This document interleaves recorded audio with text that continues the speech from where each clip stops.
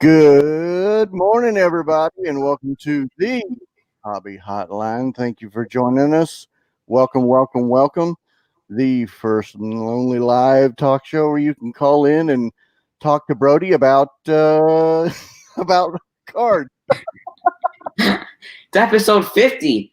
It's crazy. Oh, episode Big 5. Oh, very, very honored to have a pleasure to be on with your pal Val, with the great BTK Brody the Kid, and our distinguished and honorable guest, Mr. Brian Gray. Good morning, everybody. How are y'all? Good Wow. morning, Doing great. Welcome, welcome, welcome on this beautiful, crisp Saturday. Well, I say beautiful. It's beautiful here in Dallas, crisp Saturday morning. It's never beautiful in Illinois in the winter. Yesterday it was snowing all day. It was awesome too. It didn't snow, and there was no snow on the ground on Christmas. It was like a miracle. It usually snows a ton before Christmas, and then like a couple of days after Christmas, it snowed, and it's just never melted. It just keeps snowing. It never melts. So it snowed when it snowed Thursday, Brian, or Friday. It snowed one day last week. It snowed one day last week. It didn't stay for very long, but yeah, it was quick. First time in like 5 years it snowed in Dallas. It was it was weird and awesome at the same time. Yeah. Well, today we've got some 4 distinguished guests. We've got some nice topics. We got some stuff we wanted to talk about. Let's first though, we have to give a shout out. We absolutely have to give a shout out to the Sports Card Shop in Moco. Really, really, really appreciate y'all. Thumbs up, welcome. We appreciate y'all showing us at the store. We hope y'all have a blast. We hope y'all have a fantastic day. If there's anything at all that y'all want to talk about, just give us a ring or make a comment below. So really appreciate y'all putting us live. Thank you very, very much. And thanks everybody in the comments right now. The Cardboard Max, 1 Million Cubs Project, Logan, Memphis, Buffalo. We got them everybody. It's awesome everywhere. Yes. And we greatly appreciate everybody. We greatly appreciate everybody. So let's go with the. I'm sorry. Rich Klein's in the house. Just saw Mr. Rich Klein's in the house. Mr. Rich Klein's in the house. Let's go with the big news. Vintage on top of the scale again. So it's absolutely, or I guess not again, but it's been a while. The 52 PSA 9 Mickey Mantle, card number 311, if I remember right, going for over $5 million this week. I'm absolutely stoked about it. For me personally, I'm a huge Mickey Mantle fan. I know we were talking about it before the show, Brian, but vintage finally being on top where it's supposed to be, I'm happier than a pig in slop. Yeah, and another week, another record. You know, and that 52 Mantle, it's got its own allure. I guess like that T206 Wagner. You know, the I guess folklore is that the Topps dumped a lot of that second series into the water, so that second series is a lot harder to get in 52. So yeah, so an interesting statistic I read this weekend. So it's a hard word to say. I trip on that word all the time. 10 card sales now topped over 900K, 8 in the past 12 months. So in the past 12 months, we've had 8 cards sell for over 900K. Wow. Seems like there's a new record broken every month. Yeah, I know. That's absolutely awesome. That's absolutely awesome. The hobby is definitely thriving. Yeah, So, Logan had a comment saying, how much would a PSA 10 52 Mantle be worth? You know, it's funny. I read articles about this sell, which I think the card's too cheap at $5.2 million, which sounds stupid, but it's probably true. But these articles were saying a PSA 10 is worth $10 million. I'll take it. They don't exist at 10. There's no way you're buying that card for $10 million. No. I don't think you could buy one for $25 million. Do you even How know about how many there are? I don't think if you pony up 25 million cash, you can buy one. I think at this stage you're talking about nosebleed money that would be 50 million, 35, 40 million. I mean, it's going to take some amount of money because the people who own them have so much money those cards will never ever see live. It will take an obscenity. And by the time someone's willing to pay 30 million, they're going to want 100 million.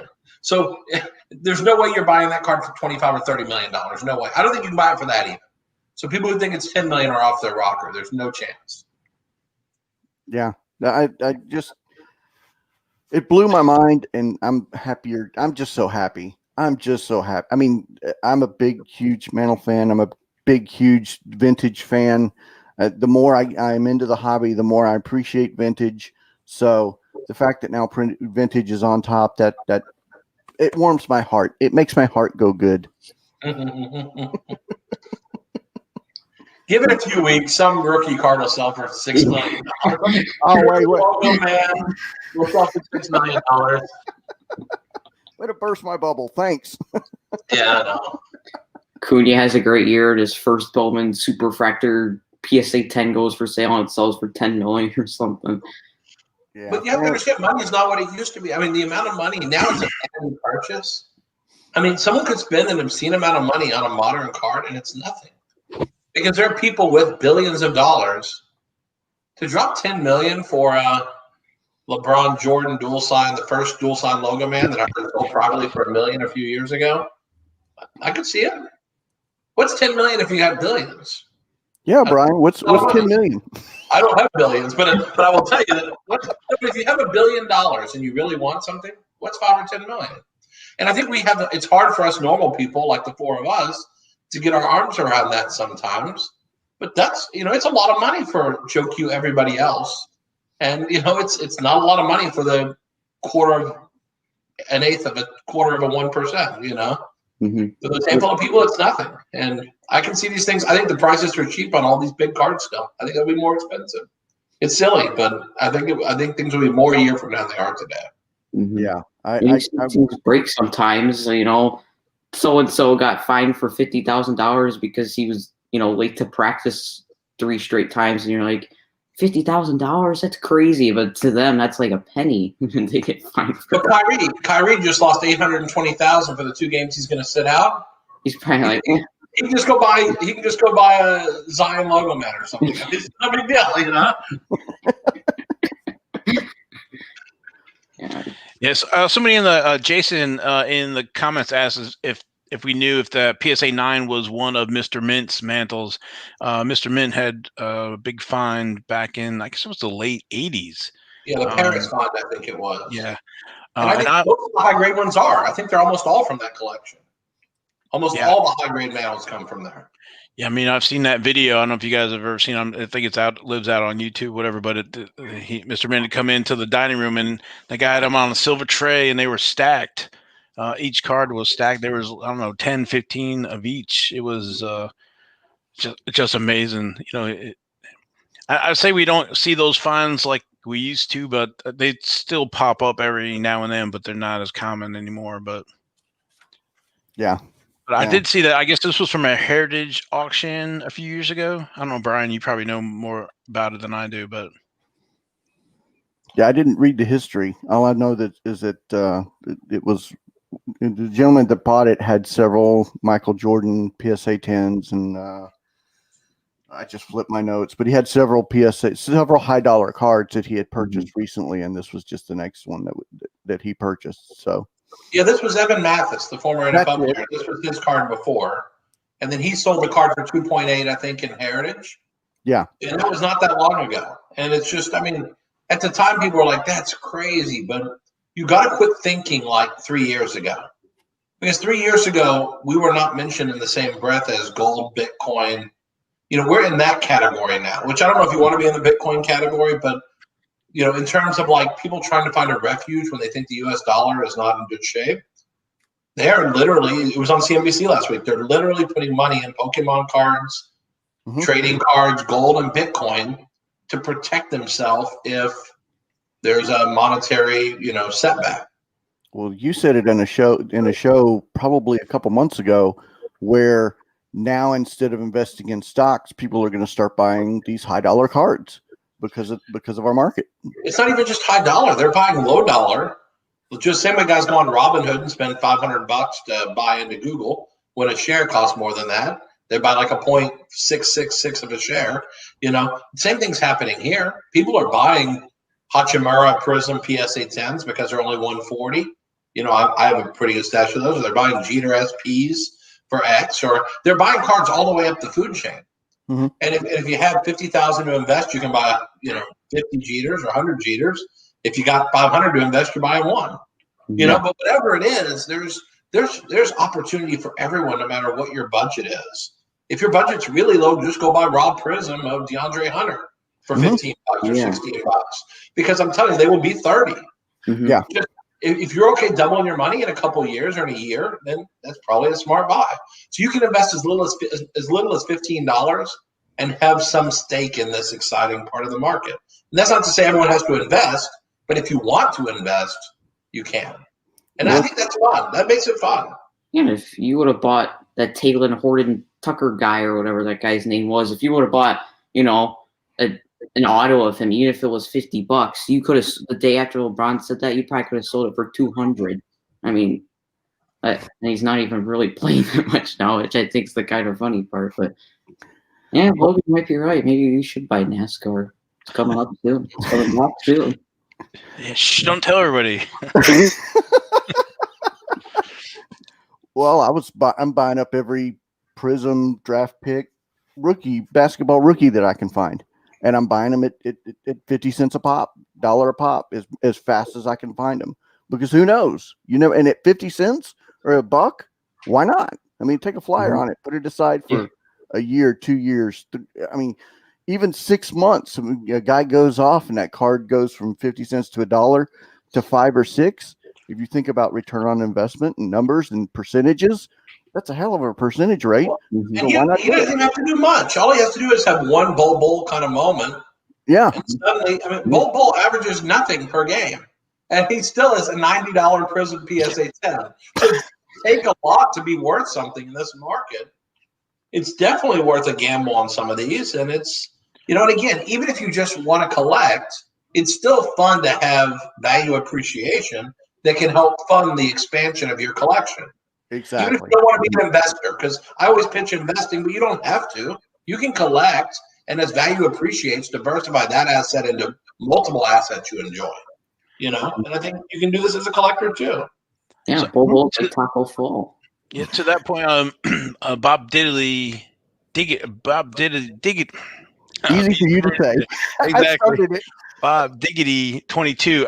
He in the comments said, at some point, I like to hear what you guys think about the current baseball surge.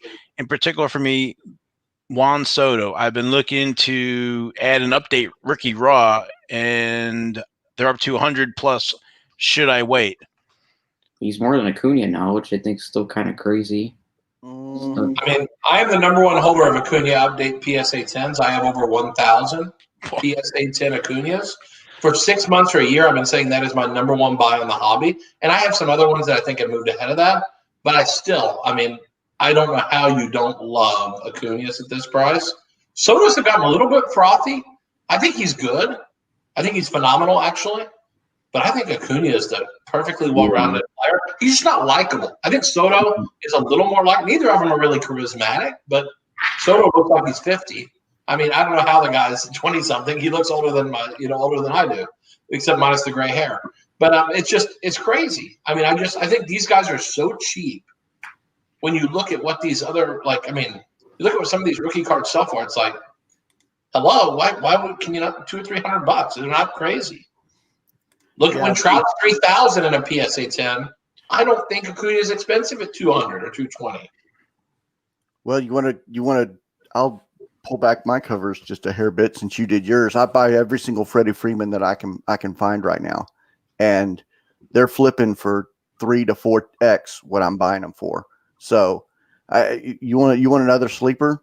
And I know Herman's going to say shut up, but Freddie Freeman, man, Freddie Freeman, you can buy really, really on the cheap, and then it's still selling for 2 to 3x right now, and because he just won, who knows what his ceiling? And he has said he's going to stay in Atlanta. He's a Brave for life. So That's big. There's a guy right there.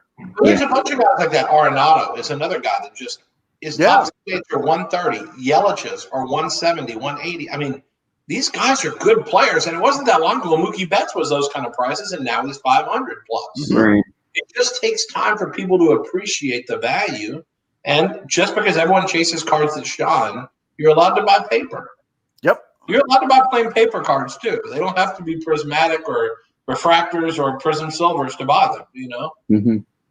Well, I think it's crazy. You know, Brian, you brought up how Trout stuff, you know, his stuff still exploded, even though really he had the worst year of his career last year. He was fifth in MVP voting. That's the worst he's ever been, fifth. He put up career stats that make him one of the greats. Yeah, I mean, and he's so likable. I mean, that's the thing with him. He's just likable. That's a knock on Soto and Acuna and Vlad Jr. and Tatis, is they're never going to be as charismatic. Tatis a little flashier, but they're never going to be as charismatic as a Trout or a Betts or whoever your next guy is, that kind of player. You know, that's always going to be a knock. That's been a challenge. Let's talk about the Texas Rangers and the Latin. Right? Tatis, it's a legal grand slam. Yeah. Well, Brian, let's take a Dallas example. Let's talk about Juan Gonzalez and Rafael Palmeiro. Those two. I mean, Juan Gonzalez was a great Latin American player, and could have been an Acuna or lifted up into that stratosphere. He had the numbers. However, he just wasn't very accessible to the media. He just didn't talk to the media and didn't bring out his big, huge Latin American personality, and it hurt him. I used to be friends with Igor and Pudge when they were here because I would do signings and buy their game used jerseys and stuff from them, and I hung out with them a number of times. And he still never really opened up to me at all. Wow. His buddies from the Dominican, they'd sit and eat pizza and be loud, and then anytime it was anyone else, it was just quiet time. And so that definitely set them back. I mean, Pudge is very likable. Yeah. But he's never been like that, you know, knock you over and charismatic, speaking to the public kind of personality. Yeah. And I think that you have to factor that in because that's how you reach these astronomical levels that a Trout reach. And I think Betts is probably the safest to be the next guy in that batch. That when you can buy Betts for $1,400 and a Bowman Chrome Auto 9.5, I mean, that card can be $5,000 very easily. And so, you know, I think because he's charismatic and he's going to play on great teams. Yeah. You know, he's never going to play for a crap team. Yeah. Mm-hmm. You know? Going back to basketball, I think that Shaq is another guy. His prices aren't that high, and especially with it doing all the TV and stuff that he does now. I mean, it's another career, and you know. I love Shaq. I love Shaq. I didn't watch him, but a lot of people that did say that he changed basketball because he proved that you can't shoot free throws and that you could still be one of the best. Yeah, I mean, when he was with Orlando, right? He kind of forced, or Brian, you can correct me if I'm wrong, but he basically wanted to go to LA because he wanted to do movies and other stuff. And Brody, to your thing, he's done movies and in these commercials. I was thinking the same thing, that Shaq doing those. What was it, Subway commercial? I probably, doing these commercials and stuff, it makes him a lot likable, or you get to see that personality and like you get that bond with him other than just basketball. But he's my favorite basketball player. Yeah. He's my favorite. I've met him a number of times. We do signings with him all the time. The problem is his rookies were junk era. And so it's really hard. He didn't have like I'm buying massive amounts of Jeter SPs right now because it's one of the only iconic cards that hasn't moved hardly. It just started moving last week. But like Shaq, the problem is all those rookies are junk era. So I would say like the Beam Team or some of those lottery things or whatever that I remember in that era that I would think. Yeah. What was that, Brian? Yeah, Beam Teams are expensive. All the core flagship type rookies, PSA 10s are like $100. You know, they're $120. But I still believe in time, just like 89 Upper Deck Griffey's, which is one of the most overproduced cards ever. You know, these things will get appreciation over time. Yeah, Shaq Fu, just Hack-a-Shaq, I mean, he is. I mean, Jordan for me will always be my number one favorite basketball player, but number two is Shaq. I mean, such a bold, such an amazing personality, such a jovial. I mean, he's still today acts like a kid at heart, and it just, oh my gosh, it just I absolutely I can't fall over and fawn and adore him more than I do already. It's pathetic. Well, So, I go to the All-Star game and I see Shaq up there dancing before when they're announcing players. And this guy is he is larger than life physically and figuratively. yeah, He really is larger than life, and he changed the game. Like, he brought physical centers to a whole new level. Yeah. Like, guys like Pat Ewing could not have held Shaq's anything. Shaq would have just destroyed him.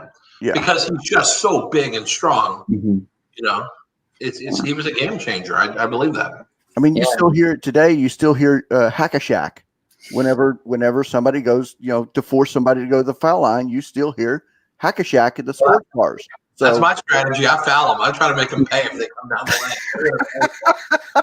I'm putting my big body on them. They're going down.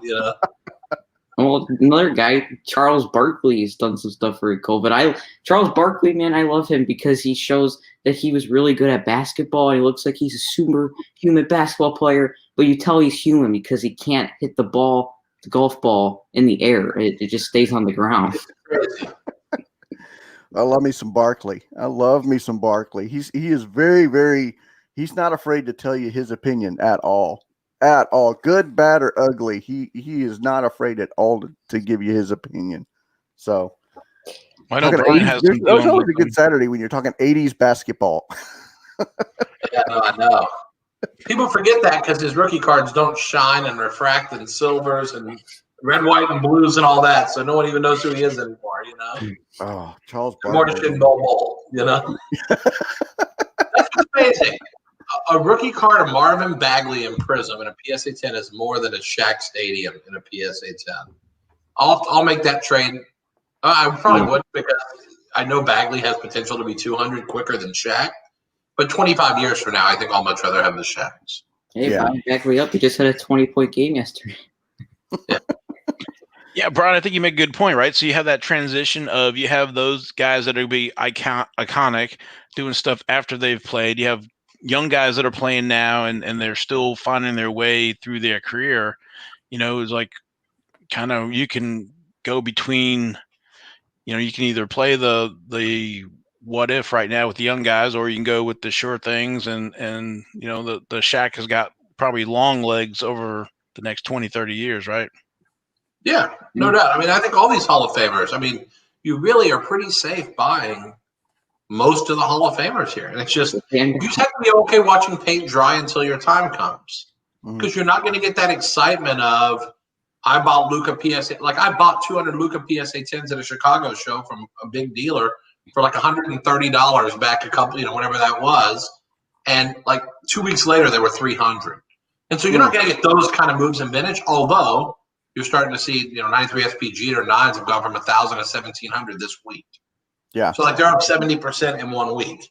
So, but the problem is you had to wait 5 years to watch that move from 1,000, and then it happened in like a minute.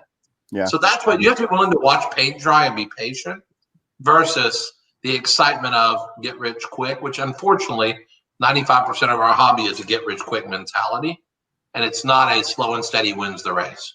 Yeah, unfortunately. Yeah. Unfortunately. You could say Shaq panned out. Zion prices. Zion lands weird again. Yeah, exactly. Could be the end of his career, and then all those people that bought, out of 10 Zions for thousands and thousands of dollars, whew, they got some money to make up to their wives. That's all. Hey guys, definitely want to give a shout out to Rex. He says another busy Saturday at the shop, and we appreciate you, Rex, putting it on the big screen there in the shop. Yes, yes. Ordered some stuff from your online store. Keep doing it. You guys are doing really well. Can't wait to go to your guys' shop someday. Gonna go there soon. Once COVID's done, which we'll see when that's done. I hear you. So let's talk about value. Let's talk about racing. Let's talk about racing for a second. I was listening to Drew's podcast and his interview, and on that conversation, they said one of the great big huge undervalued is the Formula One and the racing cards that are out there right now. And since we got Mr. NASCAR himself on the big screen, why don't you go ahead and give us a little talk about NASCAR there? Well, you know, Wheelie NASCAR boy? are a little bit different.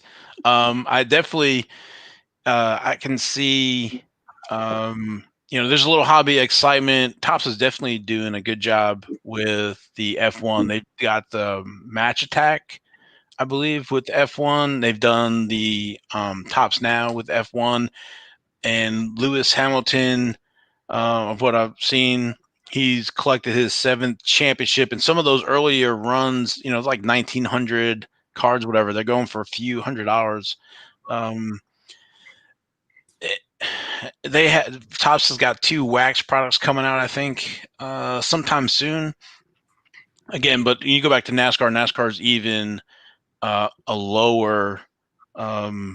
What's the if you're speculating on F1, NASCAR is even cheaper, and I guess has more upside. So, and then Panini's doing their flagship Donruss comes out the first week in February. So Daytona is the second week in February, and I'll be on early in February and try to get Logan on the show, and we'll talk about Daytona 500 and all that stuff. But yeah, I mean, Brett, I was telling you before the show, so some of those Topps Now for Formula One are either a few hundred or up to a few thousand cards.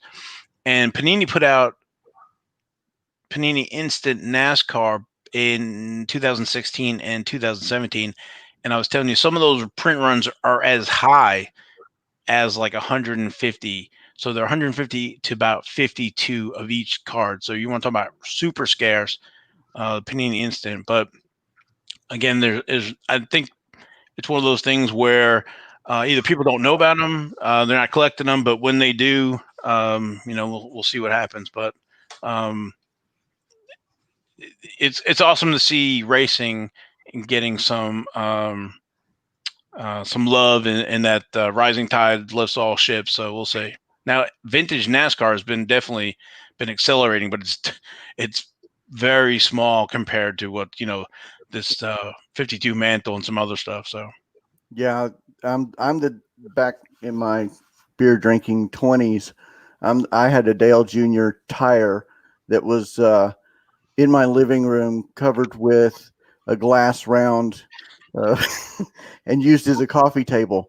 So yeah, if you go to the shops or if you go to the track, you know, it's probably one of the genius marketing. You know, the Goodyear's got to take those tires back and dispose of them properly, or they can sell them for $20-$25 at the track, and people take them home and do exactly that, and put the glass on top and make it a coffee table. So, oh, I absolutely loved it. I mean, it was a huge, you know, turn off to people who came into the house, because the house smelled like burnt rubber. But new decorating smell, huh? Oh, and the tire didn't work well whenever you were on the dating scene. NASCAR was the smartest because they came back so early. That's how I got into NASCAR. I mean, because I'd watch a race every now and then, but I didn't really know many of the racers. But once that was the only thing to watch, I said, all right, let's watch this race. And then I just started loving it. I mean, they were smart. WWE kept going. They were smart. Yeah, Brody, to your point, they did a really good job. You know, after all those sports stopped, to, you know, get that back, and they were running multiple races at individual tracks, and they had that you know, safe distancing and everything else. So, you know, being one of the first sports backs definitely, I think, helped the sport. So Yeah.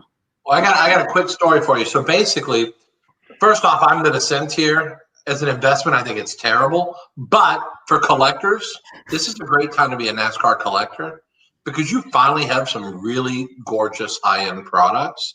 I think Panini's doing a fantastic job. The high-end swatches, the high-end products are amazing. For me, I mean, I put my money in the core stuff because that's where the people are. But I will tell you, when Press Pass went out of business, NASCAR was looking for a new licensee, and they had 2 interviews, and they were one after the other. I sat down with them first, and then DJ from Panini sat down with them right after. And when I met with them, they said, "What do you think?" And I said, "You guys are basically in ICU, and you're about to get put down." I said, "You're pretty much dead. The good news is I can raise you back to life like Lazarus. But what my offer to you is 0. I don't want to give you 1 penny. I'll pay you a percentage of sales, but I'm not making you any guarantees because I need the flexibility to make this a new, fresh category." And they looked at me like I crapped in their salad. I mean, I'm going to be honest with you. They looked at me like I was an idiot. But I was like, "You guys are dead. It's a dead category. It's been ruined." And I'll tell you, Panini obviously offered some guarantee because they got the deal. We could have had it. But looking back, though, I think it's been good for NASCAR that Panini got it. I really do. Because I think they've done it in a high-end, high-quality way. Now, maybe there's a few too many products. But they've done it in such a good way. I think it's saved what was going to be a dying category. And they brought it back to life and brought collectors into it, which I got to give them credit for that. I think that's huge. But I almost had the NASCAR license if only I had not offered 0. And they just looked at me and said, 0? I said, "Yeah." I said, "You actually should be paying me to make your cards because I will bring attention back." But Panini won because they offered more than 0. So what you're saying is you're the Mr. Wonderful of card collecting. I didn't tell them they were dead to me, though. I didn't say you're dead to me. I said you're dead to everybody. But I said to him, if you want a guarantee, Panini's a good partner. If you need the money, Panini's a better partner than me. If you need someone to take it and treat it like gingerly, like a boutique kind of thing, make ultra low print runs, then I'm your guy. But if you don't, I think and it's better. I'm glad I didn't get it because I know it's been a headache for Panini to get it to the point it's at now because the drivers' prices went way up on autographs and things. But they've done a great job. So anyway, that's my quick story. Not that quick, but a story. Well, I wanted to bring thank you for being patient. I was just waiting for the right moment to bring you on, James. So appreciate you joining us. Good morning. Good morning. You wanted to make a comment or good morning. You go ahead. Yes, you guys were singing, ringing my ears, singing to me, about Topps Now F1 cards, right? So everybody, this is the first one that they put out last August, right? Something like that. So, September actually. Yeah, Topps Now F1. It's exploding. Like it's kind of crazy. Like I just sold one of these yesterday for $45. Right, which was a $10 card when it was released. It was a great year for Topps to introduce their product or to sign the agreement with F1, with Hamilton eclipsing Schumacher for number of championships. It was the right time, and it's going to get bigger once Chrome hits the market, which has now been delayed a couple of times. It's delayed to the end of the month, and everybody's thinking it's going to be delayed again. It's a crazy time for F1. And no disrespect to NASCAR. I've been a NASCAR fan too, but F1 has a global fan base. It's got a massive fan base. There are tons of buyers over in Europe. Topps is even printing the Now cards at their production or whatever vendor they're using in Europe. And there's actually been problems with the producer or the manufacturer that's been producing the cards for them in Europe. There's been massive quality control issues with the cards that are being produced in Europe. They're short, they're not the right size, or there's printing errors, or not printing errors, but lines or just damage to the cards. It's really not a good situation for the European buyers. But yeah, Topps Now has been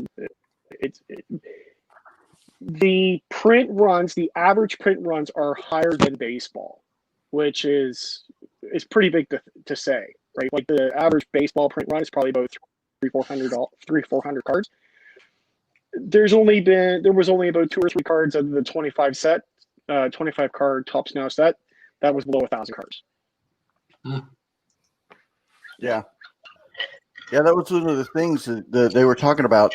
The soccer and SOCK. I don't know what that sport is, but you got soccer and then you got racing. But the F1 international appeal was one of the things they were really, really talking about because it's got that global appeal. And the drivers come over to the U.S. and they conversely, our drivers go overseas. So it's that international back and forth that they were really, really talking about, that opportunity to buy low and sell high, or even, I love the F1 cars. I mean, if you've never been to a race, when they slam on that gas, it's loud, and it's just, they hit that back stretch on Texas Motor Speedway, and then come around and then hit it, and they hit it right in front of the fans. It's awesome. It's loud. It's, if you're into loud cars running around and the cars are sleek and sexy, I like F1. I always have. Yeah. It's good. It's just, there's such a big appeal to it, right? And it helps that they travel all over the world to race, right? That's why they've got that global appeal, and all the international drivers. Yeah, there's a large portion of the drivers are European, but they've got one Canadian. I think they've got 1 or 2 US. They've got an Australian who's probably one of the more popular drivers on the series, Daniel Ricciardo. Yeah, it's just huge appeal. Mm-hmm. Those Canadians. Yeah. We're such horrible people. I can't say that. One of my friends is Canadian. Mr. Lee. You were going to say something, Brody? Yes, good man. Yeah, so the international aspect really helps. I mean, what are the most popular sports right now? Soccer and basketball are the two that boom. I mean, obviously, baseball and football are popular here, but if you go to Germany and ask somebody to play football, they'll say, "Yeah, I'll go get the net," because you'll be like, "Wait, what?" So, I mean, the international sports are gonna be the ones that boom the most because everybody around the world, once cards can get over to other countries big, it's gonna be basketball and soccer and F1. Yeah. F1. The interesting thing to see with the market is for the Topps Now cards, at least, is when the graded cards start coming out. Like, there's only, you look at the pop report now for PSA, the only ones that are graded are the Hamilton card number 3. There's only 11 graded right now. I've got a bunch that are coming back from the first 5. And then on the BGS side, there's not a lot of graded. So the average price of the Hamilton Raw card right now is about $300. So once more of those PSA and graded cards hit the market, speculation is that Hamilton card could hit $1,000. Yeah. Well, James, appreciate you jumping on. We appreciate you talking F1 talk. Thank you, James. Yeah, always enjoying the conversation. Well, Topps Now or F1, let me know. I'm always happy to talk about it. Well, thank you, sir. We appreciate it. Have a good one, guys. be good. So let's talk about something that Mr. Brody wanted to talk about. Mr. Brody, wow. Let's talk about the RIP party, man. Let's talk about the RIP party coming up. I'm very, very excited. I'm disappointed I didn't get to go to Dallas last year. Now that I heard that Pete Alonso was there, so I appreciate everybody letting me know that Pete Alonso was going to be in Dallas. So thank you very, very much. But they're doing the Topps announced this week that they're going to do their RIP party. They're also going to have a breaker contest. I'm not 100% sure what that looks like, but Brody, take it over. So yeah, I mean, it's not the million card RIP party anymore. That was 2020. This is just the RIP party now, and it's a lot of same breakers are there. Top Shelf breaks. You guys probably see them on Twitter. CK. He's doing it again. And it's gonna be a lot of contests. And last year they were hunting for the golden tickets. And now this year it's the 70th anniversary platinum tickets where you get to like some special party, which I still don't know what happened with the golden tickets because of COVID, if they ever had that party. I don't know. But yeah, it's going to be fun. I don't really know exactly how it's going to work with cards contest, but I mean, we'll see. It's going to probably be a lot of fun to just watch a lot of people rip and see who wins because it's always fun. Oh, what's up, Aiden? Got to give a Brody shout out every single time. Got to give a Brody. Yeah. I don't know how they're going to do it, especially with I mean, they've geared it around the Topps 2020 Series 1 baseball, which the prices are slowly climbing, and I'm trying to amass decent prices of those boxes as I can, but it seems like they're going up and up and up and up, slowly but surely, which is a good thing for the hobby. I'm very excited about this when it comes out here in a little bit of February, but Val, you got any? How do you think they're going to do it this year? How do you think they do a virtual? I mean, it could be like, since the platinum tickets, it could be if you pull one of those, or they might just be looking for lower numbered stuff. I mean, I don't know. It will be interesting to see what happens. I'm not really sure. Because I mean, we don't know how much each breaker's ripping this year. Because last year they ripped I think it was 8 jumbo cases each or something ridiculously crazy. Yeah. I couldn't believe that. Yeah, they're trying to do that million cards, whatever. So yeah, they had they're ripping a lot of stuff to get to that million. So yeah, I it's gonna be a lot of fun to watch, and the breakers going at it with each other is always fun. So the only thing I remember last year was that there weren't a lot of Rangers in there. So hopefully There's only one. The Lone Ranger. They fixed that this year. But I guess because of the COVID and the update not having as many rookies, like Series 1 should be phenomenal, right? For stuff. There's So gonna be a ton of guys. I don't know if that's helping drive up the price. That's one of the reasons why I tried or got in on the 582 membership so I can get that factory set of thinking ahead to the 2021 factory set. So well, that's why I think 2020 top stuff going all the way through is a little weird because update probably not gonna have much long term because there's not really that much in there. But Series 2, you got I think it was interesting because the main guy is in Series 2 and he's the only guy in there. And then you got everybody else in Series 1. So as long as Robert pans out, they probably will both end up being really big sets. But the fact that update wasn't huge is huge for the Series 1 set because there's Alec Boehm, there's Nick Madrigal, there's I don't even remember them all. There's a ton of guys. It's crazy. Yeah. I think what was that number Rich threw out? He said there was 200 and something. Yeah, it was an insane amount. Rich, he's watching. I can't remember what the number is. Yeah, but he was talking about the number of new players that had played last year that were not included, I guess, in the update. Yeah, Dave and Adams has already pulled their hobby boxes off of their. I tried to go back and get a fourth box, and they pulled it off their site. You cannot get hobby boxes now. So for somebody who doesn't collect the base regularly, what does a normal Topps hobby box go for, and then what is it going for now? If you guys know. Well, I think the jumbos are going for close to $250 or at least $100. I mean, those I won one. I think it was 2017 Series 2. My LCS, they before COVID, they'd always have an auction, and jumbo box from 2017, I went for $75, which is a lot of fun ripping, and now they're going for $250. So. Because I thought they were in the $74 range. I think the last time I bought one, it's been a while. Yeah, the hobby box are usually under 100. And this year were they, Brad? Yeah, I paid $110 for my first box, and then my next round was at $119, and now they're at $129 as of Friday. I have not looked today, but with them pulling with them pulling it, and with them pulling it, who knows what the next price up is going to be.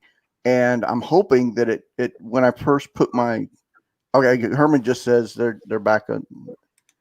So Herman and I have been talking back and forth about that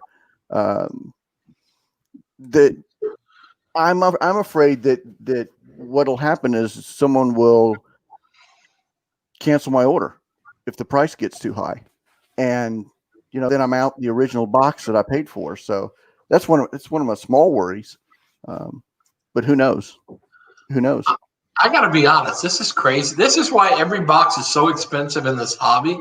When Topps base goes up like this, I know. No one's allowed to complain when Phoenix football's 300, which makes no sense. But like when these things, you can't complain anymore because this is why the stuff that's built to be affordable, we run that stuff up through the roof. So, I mean, this is why the hobby is where it's at in terms of pricing and why the cost to collect is so high now. I mean, I think this discussion is exactly why when people say, oh, the hobby's too expensive now. Hey, you guys are the ones paying the prices. You can change that if you just say, hey, we need the prices to be more stable in the beginning, especially. Okay, so information on Contenders Optic that just dropped this week. My notes from this week. Optic 2020 just dropped at $700 a box for Optic baseball. And then Panini Contenders Football dropped, and that's $750 a box. That's ridiculous. That's ridiculous. Well, I bought a bunch of cases of Contenders first off the line at $650 a box this week. So I mean, like, to speculate on. So we just have to realize the world has changed. And as a manufacturer, it's funny. I actually don't want the boxes to trade quite this high. Mm-hmm. Because like we have in the game used multisport came out this week. Dealer cost was like 137, and I see blowouts at 350. And we have dealers calling us saying, hey, if you have any extra, I'll pay $275. It's like they're double cost for a player license product. I mean, it's just like I actually would rather see boxes like really trade and a bunch get open. So in the long term, there's no boxes left. Yeah. Instead of they start out at such high levels, it's okay. I'm okay with it because it makes our industry get all this attention. But I do wish people could buy like an IPO where they could actually buy some at a reasonable price and then let the market go cuckoo cuckoo. Well, go ahead and do that, Brian. You can do that. I sell it to the dealers at we could have raised our price like on in the game used to 200. We would have sold out the same amount of product. We would have pocketed an extra, a lot of money. We would have pocketed a lot of money, an extra $250,000 we could have pocketed, but we put it at a fair price and we hope that the market, some stuff makes it out there at a reasonable level.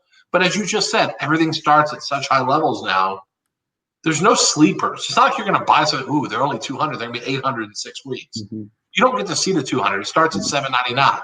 Yeah. The question is it going to be $899 or $950 in 2 weeks? Yeah. And that's the difference. Like I said, we're paying it, so it's not like if you want to, it's supply and demand. If you want the prices to go down, stop buying it. Well, the problem is you can make a stand and say, I'm not going to buy it. But guess what? There's 50 other guys ready to buy it. So You can't make a stand. Everybody would have to make a stand, and they're not ready to make a stand because the products really are compelling right now. Mm-hmm. The breakers have so many customers that they are fueling the fire in a way that you either got to hop on the train or wait for the next buggy to come by. Yeah, and you can hop on the buggy when that horses drag it up someday. But if you want on the train, you got to just hop on and say, I'll just pay the price to run. Mm-hmm. Yeah. I mean, go ahead. I was going to throw out there that the new Panini NASCAR Donruss is $72 a box. So buy now. Buy. But anyway, but Hoosiers, is it Hoosiers card? Nope. Somebody was saying about the breakers driving up the price. So is it like one of those round robins where the boxes are so high, so you need to get on the brakes, and the brakes are driving the cost up of the boxes, if that makes sense. Yeah. It's the cart before horse, chicken or the egg. Which one? But with that being said, the breakers are still critical, and we have to appreciate their role in this. Without the breakers, the hobby, it's just so many products. It's the only way the thing is you get to enjoy a ton of boxes and cases for a relatively affordable buy-in. Mm-hmm. Sometimes not affordable, like in the case of Eminence, where you're paying $3,000 a spot or more. But for a lot of products, you get to enjoy being part of a bunch of breaks. And it really is a value add, just so the breaker doesn't mark it up ridiculously and they make a reasonable profit.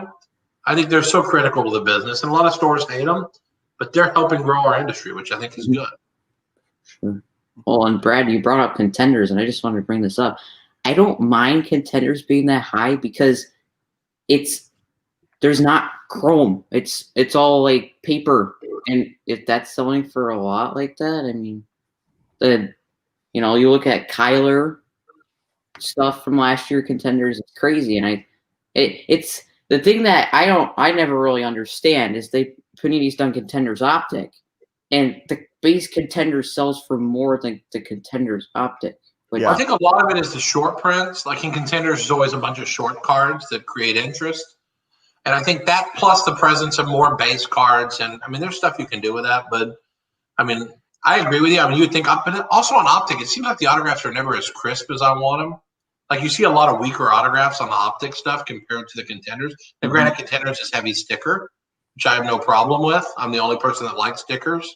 But, I think you're right. I think that's a big part of it, though, Brody, is all the different weird short prints. People don't know what they are until they announce it a month later or 2 months later.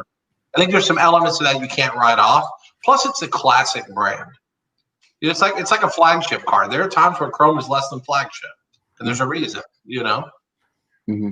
It's definitely interesting. And I think Contenders is a product that breakers love doing because it's the autos, the thing that you're pretty much chasing for, and the cards you can pull on there are crazy. I love Contenders. I think it's a great product, but that price. Yeah, for me. Yeah. I want to see what like Optic comes out at a box when that comes out for football and stuff like that, and see what that compares to it. At Who's Your Card, we had a great conversation about buying and selling, and he said he just bought a couple of cases of flagship, and that if you can do it and you can break that and you can have fun at it, dude, go for it. Go for it. I love ripping. I love that experience and that chase, but I don't think I could do it all at the same time. A lot of packs to be ripped. I'd like to see Brody on a video breaking a case. That'd be fun. by about the third box, he's going, and in this box, we got. I've tried to open things like that, and I give up after just a handful. I'm like, I can't do it. I broke some UEFA soccer chrome this week, and it's like that stuff's like over like 600, 700 a box, whatever it is. And I got tired opening that at 700 a box. You're like, I gotta open 20 packs. Are you out of your mind? This is too much. Just give me like the hits in a big plastic box. I can just read the 100 cards with the That's crazy, isn't it? I mean, that's just crazy. Or just if it's 20 packs and there's 4 cards per pack, just put a huge 80 card pack inside of the box. You only have to rip it one time. I mean, what about flagship? Wouldn't it be fun if they put it in a vending box? I was just gonna say, all your cards in a vending box. I think it's a lost art. I used to love breaking vending. But it's a job though, Brian. I mean, to break a vending case, that's cards. But today's vending case would be the size of like an iPad. It's just like nothing. Because you got cards in a box. I always had this idea: we come out with a product with 10 packs in a box, and you only get 1 card every 4 packs. Oh, that'd be fun. 3 of the packs have fillers, if you get nothing. That's what we're headed here. We just don't put cards in packs. I think you're ahead of your time, maybe. We'll get there. Don't worry. I'm ashamed to say we might get there. Isn't that what you do with a group break, though? You buy into these high-end breaks. If you're buying like Eminence, there's only 10 cards and there's 30 teams, Mm-hmm. So, like, it's pretty much guaranteed 20 people are going to spend, $1,000 a piece and get nothing. Well, I think for types of products like that, that's where a random hit style comes in. The only way you can do it. I mean, yeah, because if you did random teams on that, oh my goodness. Well, people lose, but I mean, would you rather lose? You might be better off getting a random team and losing 1,000 than buying a spot and getting a Gary Payton jumbo jersey that's worth, or jumbo auto jersey that's worth 130 or 108. I'd rather not pay $3,000 and get the Gary Payton. I'd rather pay $1,000 and get nothing.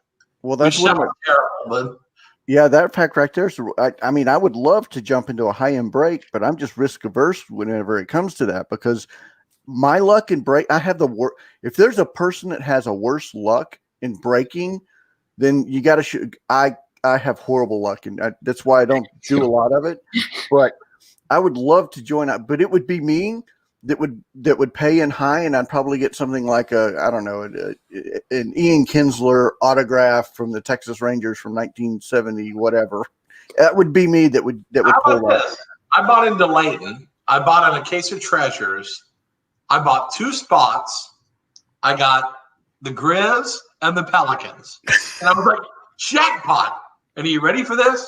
I got 3 cards in the break, and the best one was a Jackson Hayes autograph that's worth $15.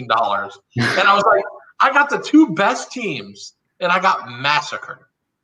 And I was like, that's the problem, is even if you get lucky and they ran on the right teams, that'll be the one case Yeah. that the only hit is Rui Hachimura or JT Barrett, whatever, RJ Barrett. It I kills get you. 40 breaks and I don't even get the right teams. I mean, you're like you said though, you it doesn't even matter what team you get because it just matters what's in the boxes. You could get the Pirates in a baseball break, and if there's a 101 superfractor, you know. Or Clemente Cut. I don't even know if they traded Josh Bell. Yeah. I have the worst. I mean, ask Herman. I have the worst. Like it's awful. It's so. I've got it in so many breaks, and I've gotten some good teams, but then I'll get the good teams, and I won't really do that well. And then I just keep getting more for some reason because it's too addicting.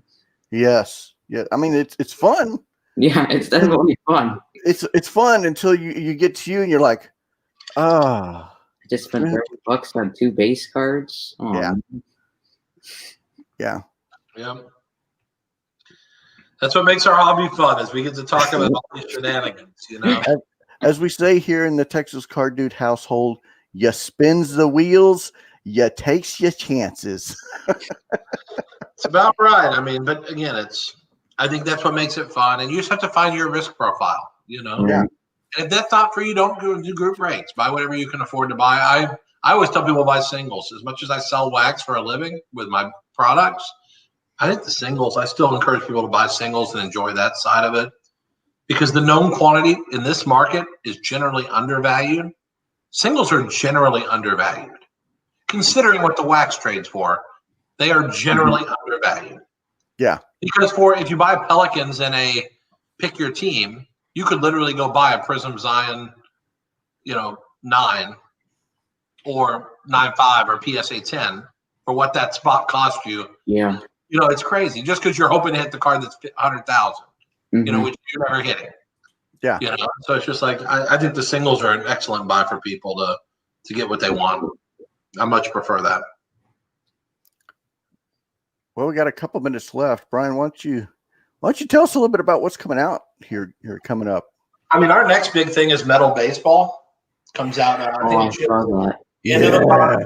And for the first time ever, we did the same thing we did in football this last year, where we've got Prismatic, which is our refractor, Waves, Crystal, which it looks like cracked ice, and Mojo. So now there's all these extra parallel levels that, as if we needed more, you get more parallels. But it allows us to make everything low number, there's more color than not color.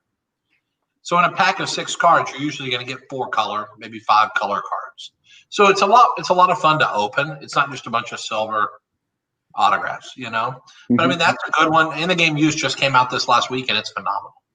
Because again, there's just so many incredible pieces. All of our memorabilia is game used, not like the stuff you buy in some of the products these days. It's all game used. Yeah. And we spend a lot of money for great assets. So I mean, we have some good things happening, but honestly, we're caught up in this wave of the hobby too. We can't make enough product.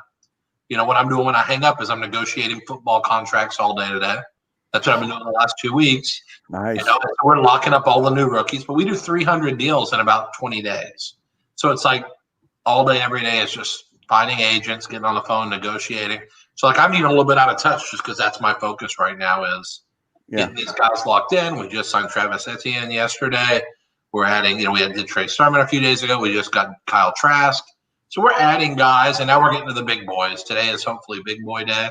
But, we're starting to work on the big boys, and we do our best to get them all signed. And but it's just crazy. It never stops here. As soon as you finish one thing, then we got to work on football draft. Then as soon as we finish football draft, I wipe my brow, and then it's baseball draft again. And I'm like, can a brother get a break? I just want like 6 months off to just catch my breath. So how do you decide? I'm sorry. Go ahead. Go ahead. No, you're going to ask me, how do I decide who's in the sets? No, how do you decide what colors to do? Like, I'm surprised you guys got a fuchsia. Yeah, we try to stick with a few colors. The problem is we have a pink and a purple. So like trying to get in between that to me is too much. Yeah. And so, we try to stick with a core. We just added pink more recently. The problem is, like, I look at a color and I'm like, how many different colors of green do I need? How many different blues? I need sky blue and midnight blue and navy. Like, I won't even be able to look at them and tell the difference. So we need colors that are starkly different. And what I will see us adding, we added red, white, and blue. I could see us adding some other multicolor combinations, or the tiger stripes, and some of these zebra stripes, some of these different like patterns. I think that's the next step to add. But at some point, I would like to see us be able to stop adding parallels and be able to say, there's enough parallels. The problem is the consumer wants that. Mm-hmm. I think the consumer wants that. Yeah. I really liked Donruss's emoji inserts this year for the baseball. I thought it was really, really cool. And that's thinking about how do you make things different every single year with colors and parallels and inserts and whatnot. That thought process is pretty interesting. Mm-hmm. Like, who would have thought that you would have put a baby shark on a freaking card? I'm sorry, but that's a dad joke, but that's hilarious. I absolutely love it. It's the silly things like that. So hearing about colors and parallels and all that other stuff is just interesting. I'll tell you what's even harder than design is coming up with insert names. Like, every insert name ever has been used. Like, when I go to first off, one of my 10 most bookmarked pages is thesaurus.com to find other words that mean the same thing as whatever. Because and I looked up a word like stupendous or excellent or something, and like every word for excellent had been used on a trading card. And I was like, this is crazy. You have to really work hard to come up with inserts and themes. That's much harder than design. Design, they can still do different stuff. We're working on a technology right now that's never been used on cards.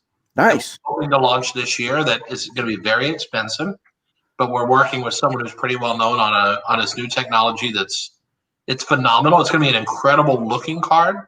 Cool. We just don't know if guys will be able to sign it. We don't know. We don't know if we use stickers, if the stickers will look okay on it, because it's something very out of the box. So again, we're trying to find new things all the time, but it's just not that easy because the hobby's gotten so big and deep and so many products and so many variations. Like, being creative is tough. That's one thing I was going to ask you, Brian. I know, before this onslaught of new folks coming in the hobby and some other stuff, that there was a push for the technology, and there were cards with video in them and stuff like that. And I was going to ask you, with this big push going on now, you guys are just so busy or you don't need to look at new technology. So it sounds like you're doing some new stuff. Yeah, it's very hard. And it's not just, and we are busy, and that is a problem. We can barely get the stuff out. The printing facilities are busting at the seams. Like, there's problems right now getting products out, but it's more than that. It's do we really need a card with video in it? I mean, I don't know. Do you need that in your collection? Are you willing to pay? I guess you're paying so high already. What's the difference? But we look at some technologies, like the old HoloView technology Upper Deck used to use. That's hard to do. Mm-hmm. That's why they don't do it either. It's very hard to do. Doing jambalaya, the jambalaya kind of card, that is hard to do. For us to make jambalaya would cost $25. That style of card would cost $25 to $30 a card. Mm. That's a lot. Yeah, it is. It's very hard to want to do that when for $30 I can put a Tatis autograph on a card. Yeah. So, whether I have a Tatis autograph or some die cut. Tatis. You don't want the die cut, I don't know, but most people think the Tatis. So we put all our money in autographs and game use because that's been the formula that's worked. But we know we have to continue looking for something different. Yeah. Because this will get stale if we don't find some way to continue to innovate. Have you thought about doing like a user and like an end user roundtable where you just get on Zoom with like 5 or 10 people and just say, okay, hit me with ideas. And I've done a couple of informal ones where I've just invited 2 or 3 guys that I see on Twitter talking. Yeah. And I'll just say, hey, can you hit me with can you do a quick Zoom? And people are like, what do you mean? You want to talk to me? And I'll do that sometimes. But I think right now our biggest problem is just we're all dying. When I say us, the manufacturers, we are in like major sweat mode, trying to keep up with demand. And honestly, we haven't been able to put the attention we need to in that.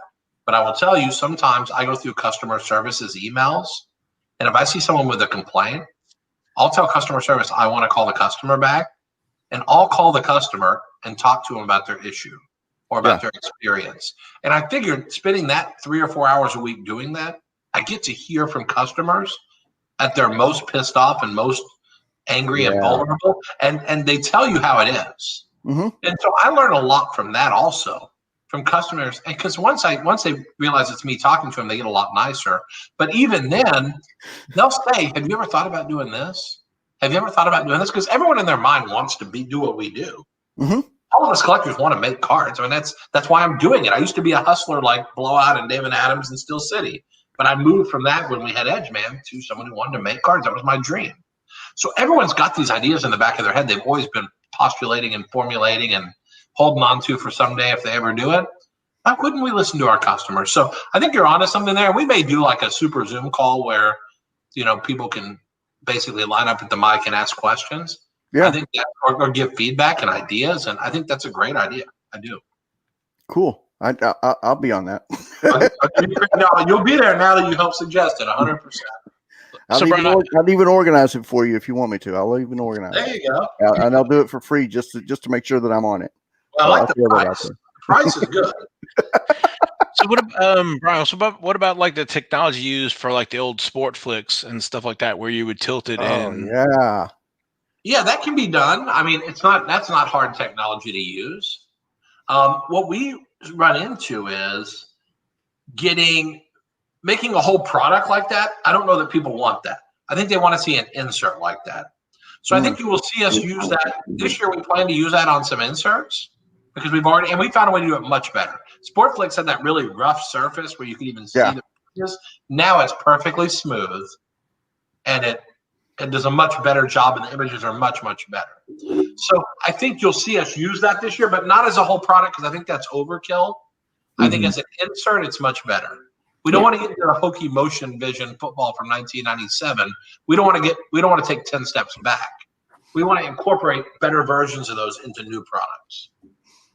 Yeah, no, I've got some really old sports flicks here that I acquired through buying cards through Rich Klein, and I was actually going. It's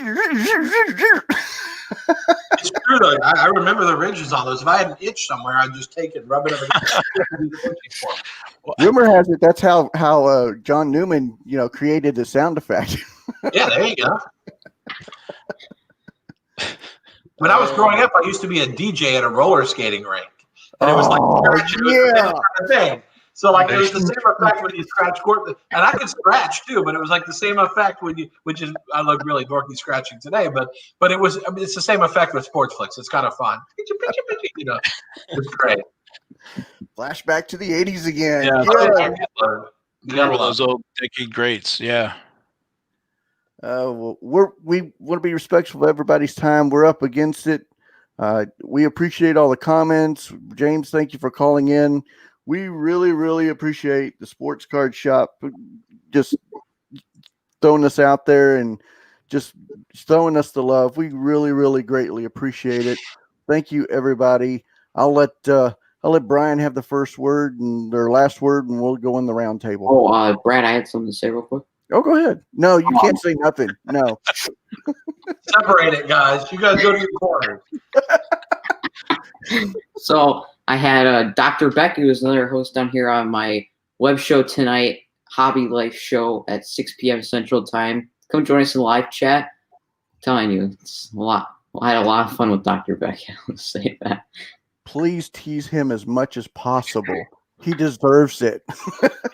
Not too much, though. He's a hobby icon. So yeah. Yes. Oh, and Brian, I wanted to say that I think I have a lot of respect for you, but I think the Saints are going to destroy the Bucks. I'm sorry. Earlier this year, I think that's what happened. But I think Brady I think he's going to do something miraculous. He's got the weapons to do it. I think we'll see. Well, he does. That Antonio Brown is pretty smart. I think they got a chance, and I'll root them on, and we'll see. I mean, again, it used to be a Pat shirt, now it's a Buck shirt, but I'll follow Brady to the Montreal Alouettes if that's where he ends up. I don't really care. The Calgary Stampede. But no, just the last thing for me, I just say, listen, I know the hobby is crazy, and I know sometimes it gets frustrating the way prices have gone up and things, but we really should be celebrating the interest in our passion, because people now, when I tell them what I do for a living, they used to look at me like I was an idiot, and now every jaw drops, and they go, "You have the dream job." And for the first time, I feel like what we've invested our whole lives in. Now, Brody, this is a lot less time because his whole life is less than I've been doing Leaf almost. Maybe not that bad, but the point being, we've invested our whole lives, for me, 30 plus years in this and trying to make this something. And when you hear people just on the street talk about baseball cards when they don't know you're there, that's pretty cool. Yeah. And we finally made inroads. So in the midst of complaining or being frustrated about some of the things that frustrate us, let's keep focused on the fact that as a group of collectors and dealers and manufacturers and whatever you are here, we finally arrived. Yeah. And I think there's something to that's a thumbs up, Rory, for sure. We finally arrived, and we're not the people they point and laugh at like comic book guys. We're legit. We're not the chess club anymore. We're legit. We're not a bunch of geeks anymore. We knew something they didn't, and they're going to come learn from us now. That's pretty good. We're better than the debate team. Val, take us out. I feel like I just gave Jerry Springer's final thought. Brian. For an hour, they say, "Love each other, live together, love each other." Let's hug it out. Yeah, at the end of the day, we're all collectors, and we all want the betterment of the hobby. So, nope, we appreciate everybody. Thank you very much. Thank you, Mr. Gray, BTK, Mr. Val. We appreciate you. Yeah, thank you, and thanks for everybody on the chat, watching the show.